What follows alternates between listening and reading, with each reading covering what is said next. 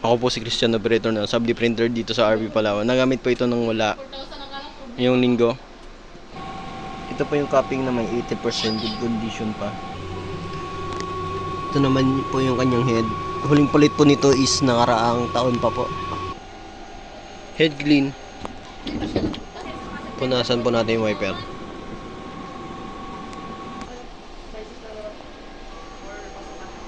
Nozzle test.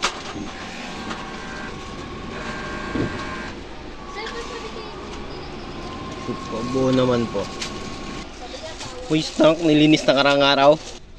Yung ink tank system po is tama lang, nasa level pa po yung mga inks.